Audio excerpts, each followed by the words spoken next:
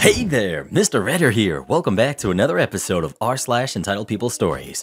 Our first story we'll be reading today, Mother-in-law rearranges all my stuff. After that, roommate thinks I'm responsible for her boyfriend's allergies.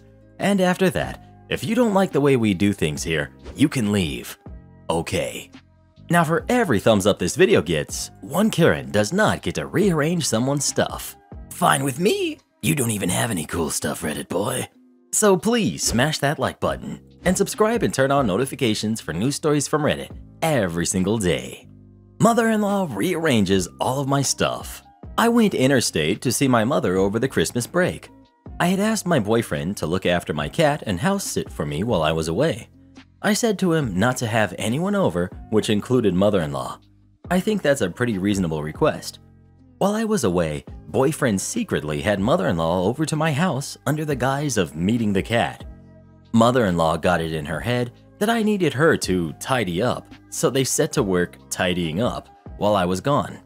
I asked boyfriend not to get too carried away and not to touch anything that could be classed as rearranging. I thought I made myself very clear on my stance about this. Boyfriend actively lied to me about not having anyone over while I was away. I came home. Boyfriend picks me up from the airport to tell me that my father is coming to my flat to see me. I thought the flat was still the way I wanted it. We get through the door to my flat and absolutely everything has been changed. I walk around and I lose my crap, saying to boyfriend that I told him not to go overboard. I started crying because he didn't respect my wishes and told me that mother-in-law had been there to help him. I lose it even more finding out that mother-in-law, who is a first-class snooper, has been in my apartment, touching my things and putting my life on display. Boyfriend got up in arms because I was being ungrateful, and I said to him that I didn't want this. I didn't ask for this at all, and to find out that mother-in-law had been there without my permission really made me mad. I said to him he should have consulted me about the changes he was going to make instead of just doing it and making me learn to like it. My dad came over, and I was in a foul mood, having just learned that my privacy and my home had been violated. Dad thought I was being unreasonable about the state of my house. Boyfriend and mother-in-law made it look like no one lives there. I stood my ground and said it was too much change, and now they have made it so I can't change it back. Boyfriend said I was the jerk because of my reaction to this. I'm starting to think I am, but I also feel like it was a healthy reaction to someone completely turning your house and stuff upside down without you knowing. So, am I the jerk? Edit. I've had a few people asking me if I'm a hoarder or have those types of tendencies. The answer is no, I'm not. I have no problem throwing stuff away. I usually keep a relatively tidy house, to be honest. It doesn't look like a designer home or anything, but it's lived in. Edit 2. Mr. Kitty is fine, but I don't think he trusts boyfriend as openly now, especially because boyfriend brought mother-in-law over. I hate to think what mother-in-law and boyfriend thought was okay while I was away. I really hope they didn't lock him in the bathroom while they were fixing my flat. Not the jerk in the slightest. That's end of relationship level boundary violating. I'm curious, why can't you put it back the way it was? Did he go so far as to make structural changes or sell your belongings? That would be lawsuit time. OP. He's filled the empty spaces with furniture that I can't lift or move, so I have to keep it the way he put it. He bought a whole second TV cabinet, so I can't put things back. What? No. This is unacceptable. He needs to get all that extra crap out of there, and then he needs to take himself out with the rest of the garbage. I'm so mad on your behalf. Of course you're not the jerk. What the heck is wrong with the men in your life? Oh my goodness. Or just sell it online, make some cash, and forget about the boyfriend. I think that's a better idea. Boyfriend actively lied to me. Red flags. His mommy knows best, and your boyfriend does what he's told. Not the jerk. This is the crucial point. He's not going to change, and he's going to carry on doing what your mother-in-law says forever. Weddings, joint houses, kids. I would strongly suggest reassessing this relationship. Yep, my ex's parents ended up on the trip with us when he proposed.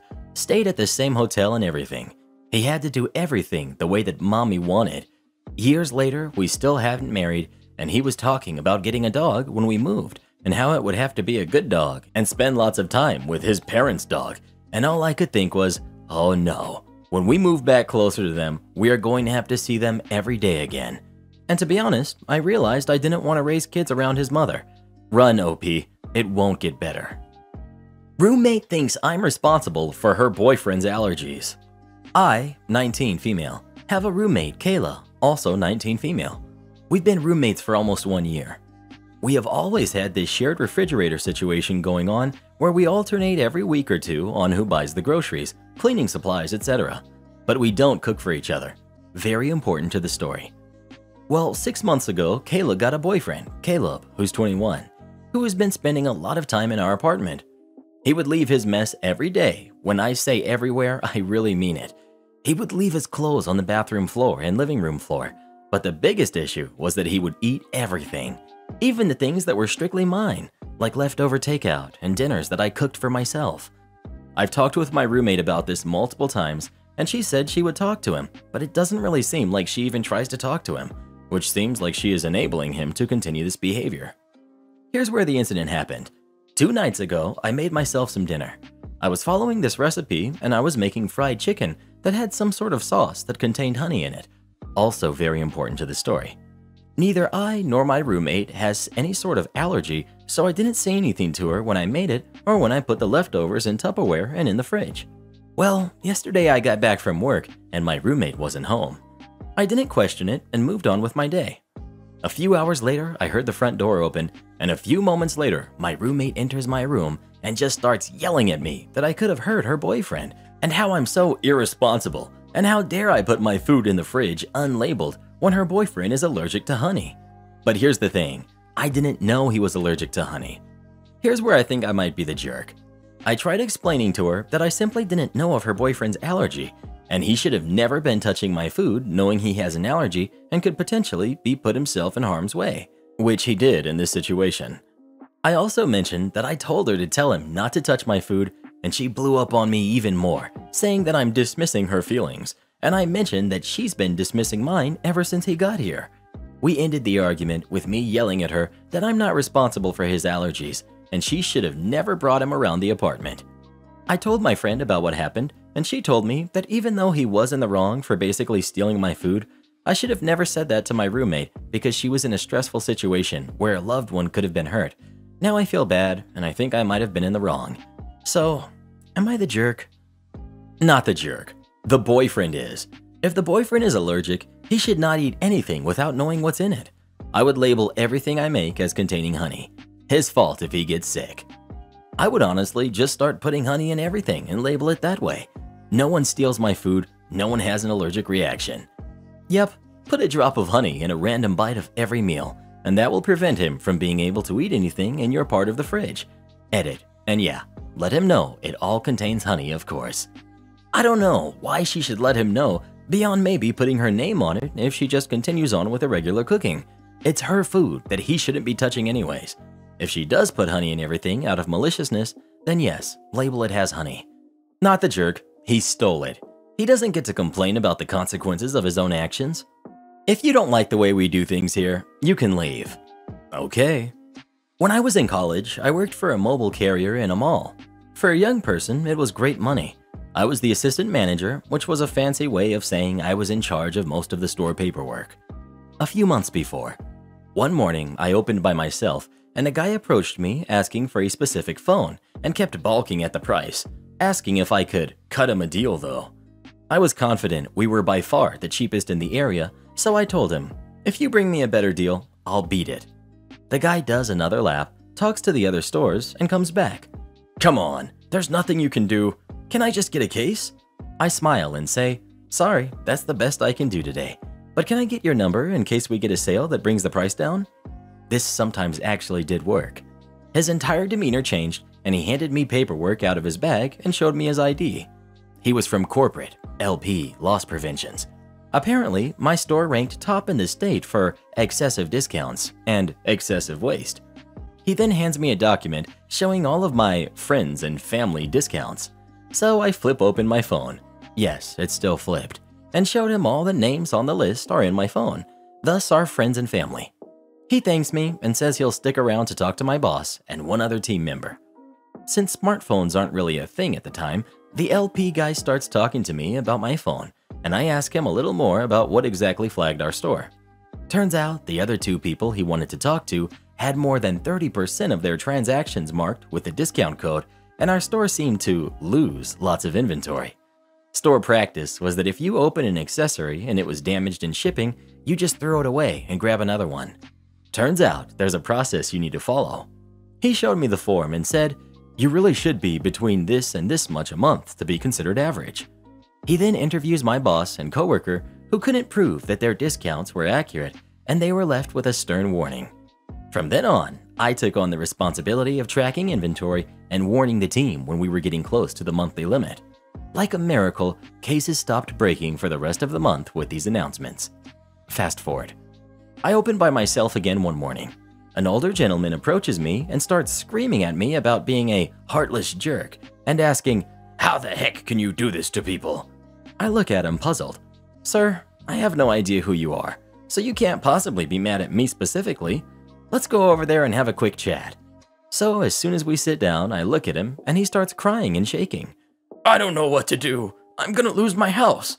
He goes on to tell me his son had gotten 10 free phones from my store and the monthly bill was roughly $800 plus tax. "Sir, if your son started an account with us, there's nothing I can do without him coming to the store." The dad shows me a photo in his wallet and explains that his son lives in a home because he's too old to take care of him.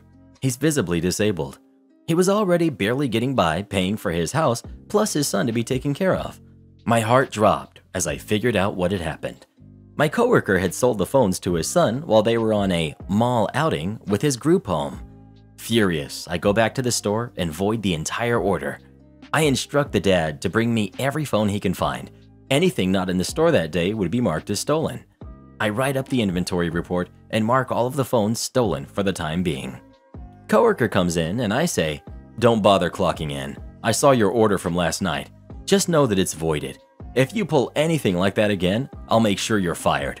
Take the rest of the weekend off." He argues for a moment but leaves. 25 minutes later, and early for his shift, my boss shows up saying he heard what happened. I show him all of the paperwork and explain what I did to solve it. Irritated, he looks at me and says something like, "You know you can't do that, right?" He then argues with me that I had no right to void the order and the contract was the contract. Confused and angry, I say, "Look, I will not sit by and allow people to be taken advantage of like that." To which he replies, "If you don't like the way we do things here, you can leave." Shocked, I walk back into the store where he tells me he is taking care of all of the paperwork to fix my mess. Quietly, I rip up the inventory report with a smile and tell him I'm leaving for the day. I call a friend who said, "Why don't you just get an IT job?" What I was going to school for. He then calls a recruiter and sets up an interview for the next morning. Boss's little push gave me the drive to just go for it. I nailed the interview and got the job. My now ex-boss texted me shortly after and said, "Hey OP, you're late." To which I replied, "No, I don't like the way you do things there." Silence. Fast forward a few months. Both the boss and the coworker were fired for theft. You see, with the unexplained missing phones and with no one watching inventory, loss prevention quickly took interest in the store again. Turns out the broken cases were actually team members giving away inventory to close sales. So when I was there balancing inventory and giving warnings, it was letting them know just how much they could steal and get away with it. Without me there, they just did whatever the heck they wanted. From what I hear, they were escorted out by security and all. So in the end, I was pushed to start the career of my dreams. They have a record. Sounds like they got more bars when the interference was removed. Fresh stitches under my hat. Teacher has a no hats in class policy. Sure thing. The car accident was one of the side impact variety, and it was bad. One second I'm driving, and the next I'm halfway out of the passenger window. Another second ticks by, and I'm in the ER receiving 13 stitches for my scalp. I lost a large patch of hair. I also lost my favorite white fishnet t-shirt. That Friday of a Labor Day weekend was how my name shows up in the newspaper list of Labor Day weekend accidents. Tuesday comes and I go to class at the local college. Being a teenager gave me the gift of immortality. There I was, fully ambulatory just 4 days after my accident. For the sake of propriety, I'm wearing a hat to cover the fresh injury. It was a white Panama hat with a bright 80s style hatband. As this was 1983, everything was 80s style. Hobbling along, I make it to sociology just as class was beginning. I take a seat at the back of the class and settle in. The conversation went something like this. Excuse me, could you remove your hat, please? The teacher had her own sense of propriety. My hat didn't fit with a proper classroom attire. I was in an accident, I replied. Did she hear my words? Or was one of her rude students muttering another in a career-long list of excuses?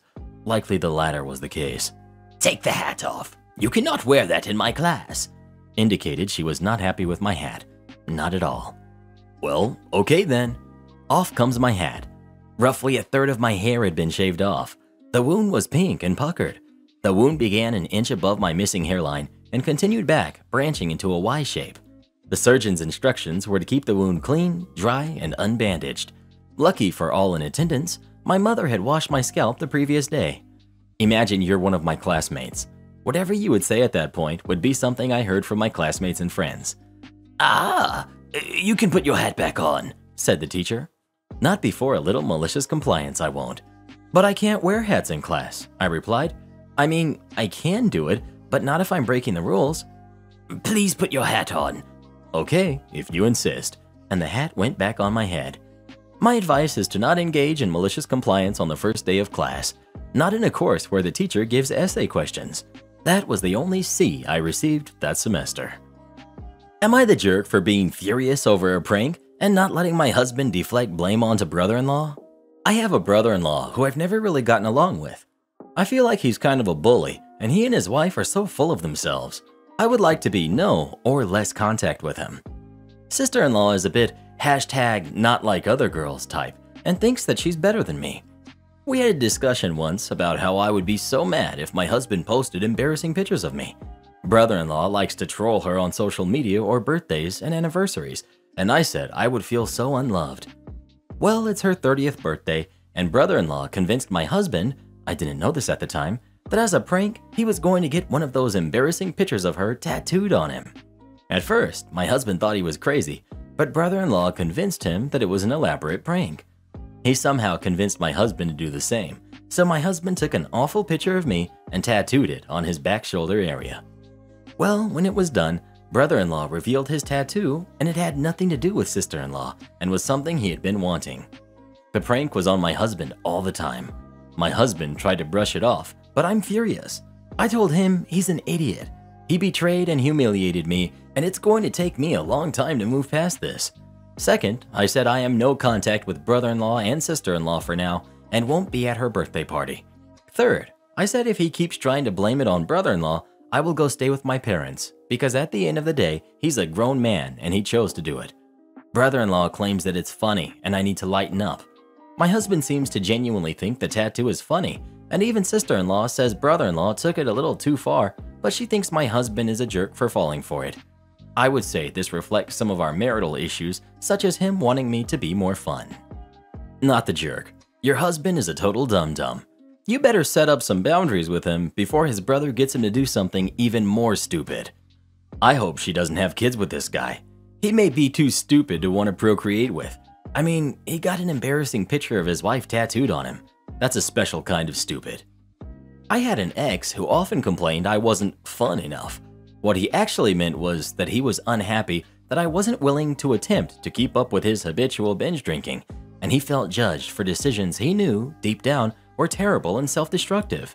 He wanted me to make those same decisions so he'd have an easier time convincing himself that he wasn't a chronic mess-up, or at least that he had a girlfriend who was as much of a mess-up as he was. Definitely my own particular damage talking here, but whenever I hear a guy complaining that his girlfriend or wife is no fun, my first thought is, she has boundaries and he can't stand it. Certainly seems to be the case here. Not the jerk, but your husband's humor seems to be quite similar to your brother-in-law's. You might not have noticed it because they didn't spend enough time together before, or the pranks hadn't been that high level. Good on you for not letting him just pass on the blame and actually blaming both the parties involved. Sister-in-law and brother-in-law probably thought it was funny because of your comment of, you would feel so unloved, which was super disrespectful from them. However, this might be a very good moment to stop and evaluate boundaries with your husband and try to lie limits to what pranks can get to. I wouldn't trust him to not prank you, especially if he keeps in contact with brother-in-law. Not the jerk, but honestly, I would be much angry at your husband than at your brother-in-law. Your husband was the one completely willing to put something humiliating for you permanently on his body. The fact that he thought brother-in-law was doing it to his wife too doesn't make that any less awful. In this case, your brother-in-law was the less jerky one because he didn't actually do it. Well, who do you think is the jerk? OP or her husband? Please let us know. It's much easier to be married to someone who has a similar sense of humor to yours. Isn't that right, Reddit boy?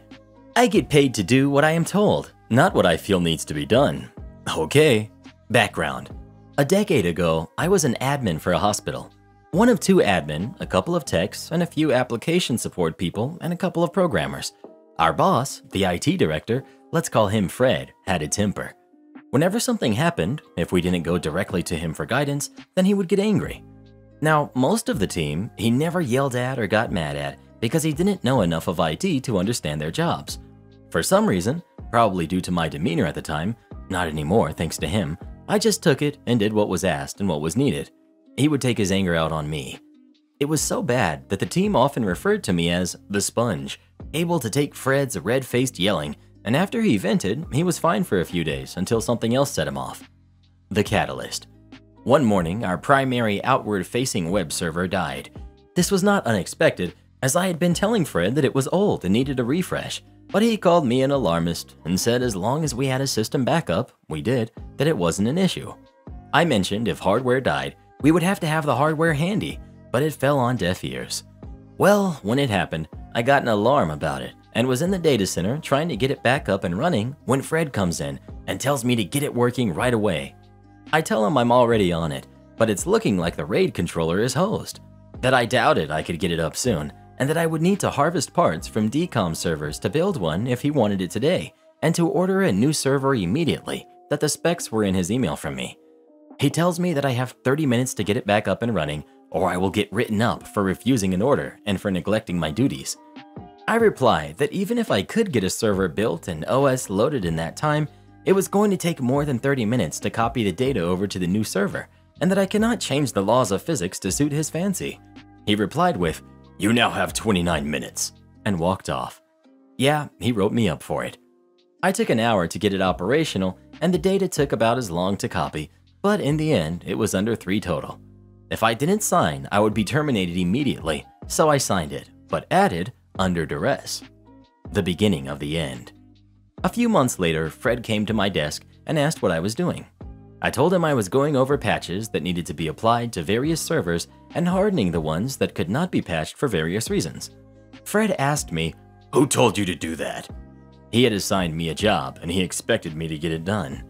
The job he had assigned was setting up a laptop in one of the conference rooms for a CPR refresher class that was next week. It was Wednesday, and I had all day that day and 2 more days to get it done. He chose me and not a tech because, well, I never knew exactly why. Even the techs were baffled, but you never argued with Fred. Anyway, I explained that I had plenty of time to get that done and would ensure before I left on Friday that it would be waiting, and I would even come in early to brief the presenters. Well, that wasn't good enough. Fred proceeded to yell at me for 30 minutes in his office with the door closed per usual, about how I was insubordinate and he paid me to do what I was told. When I was told to do it and that anything I thought that needed to be done, I was to immediately forget it existed and do only what was assigned by him. I was to be at his disposal at any time. I was on call a lot too, and that unless something was physically on fire, I was to do only what he explicitly assigned to me. I said, okay. Cue malicious compliance. For the next several months, I did exactly as he instructed. I did not mention patches or scan for vulnerabilities. I did not even log into a server at all unless he told me I needed to do something specific. I didn't even restart services or disable terminated users unless he told me to. We would get a list of terminated users each week, but unless he told me to work the list, I did nothing. The other admin did the same as well, since it would have made his job impossible if he did it all. Then one day, I got asked to apply for a position with corporate. I went to the interview, and they already knew who I was, and basically said they wanted me. They mentioned that policy stated that they had to tell Fred, and I told them that if Fred found out, he would fire me because he wouldn't like the promotion over him. The role would have made me over his data center, but not his team. They said they doubted he would do that, so I said okay. Well, sure enough, when Fred got wind of my promotion, he fired me. The worst part He fired me in a way that made it impossible for me to get the corporate job.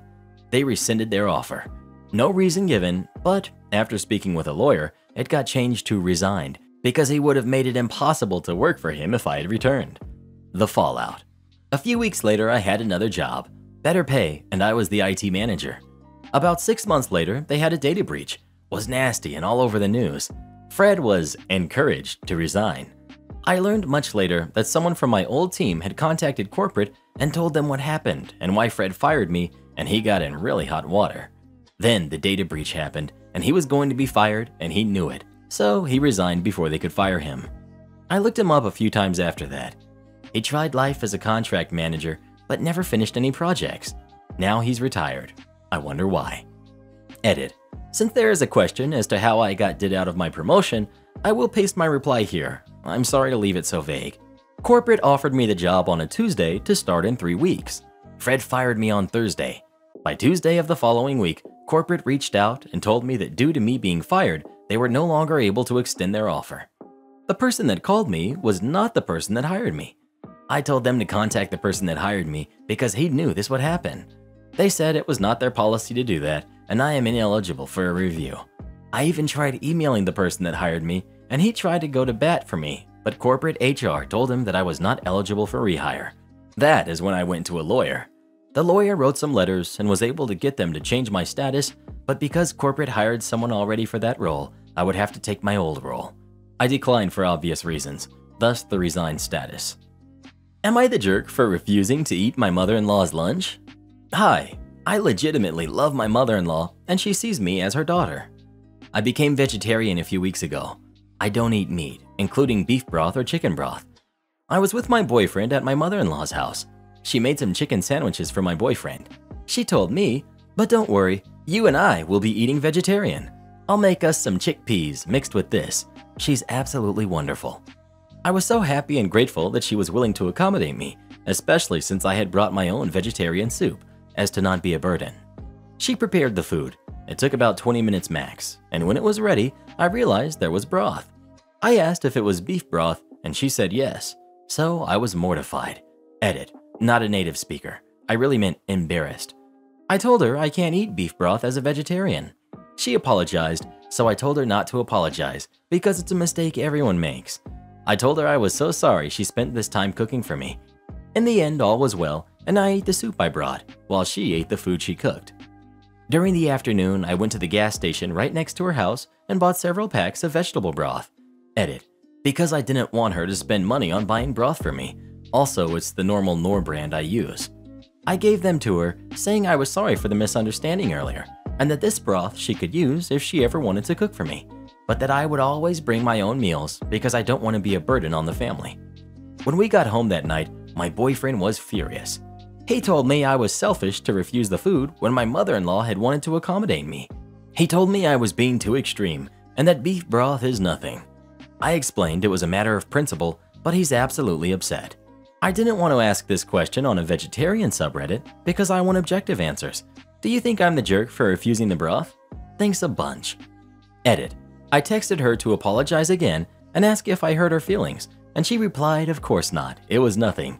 Also, she told me she used the vegetable broth to cook her rice tonight. Not the jerk. In a very unusual turn for this subreddit, your mother-in-law sounds genuinely lovely. Your boyfriend, not so much. OP. He's really not supportive of me going vegetarian, with thoughts of maybe going plant-based or vegan. It's a personal decision I made for myself. I would never want him to go vegetarian or vegan because of me. I still cook steaks and meats for him because he loves meat and I love him. I do my own groceries and cooking, so I'm not really a burden on him. Although I understand it must necessarily be a bit annoying. As if he wants to cook for me, he can't use meat. If you want privacy, then move somewhere else, Karen. I live in an apartment with 3 bedrooms, 1 large room, a smaller room, and a room which they marketed as a bedroom, but is essentially a hyped-up broom closet that barely fits a 1-person bed.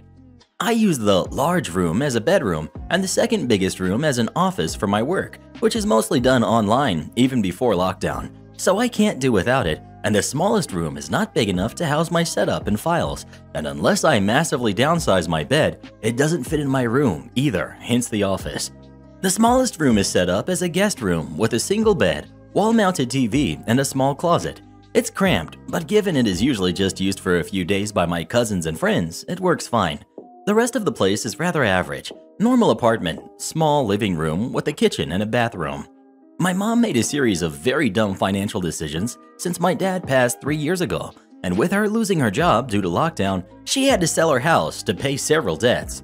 Let me be clear that the money she had could have had her living comfortably for the rest of her life without ever having to work again. She called me one day, explained the situation, and after a long argument, I relented and allowed her to move in with me until she got back on her feet, which I was angry about because I was on the brink of moving in with my girlfriend, and this put that plan on hold for the foreseeable future. Well, since she moved in, it has been horrible. She complains every day about the smallest things. It only got somewhat better when she finally got a job, so she's out of the house for several hours. It honestly feels like I live with my parent, when in reality, she lives with me. I obviously put her in the guest room, and that has since been her primary aim for complaining. Not a day goes by where she does not complain about wanting the office as her room, as it's bigger. Obviously, that's not happening. Yesterday, she had a friend over. Afterwards, we got in another argument where she started yelling at me for not giving her any privacy because I dared to go into my own kitchen to make a sandwich while she had her friend over.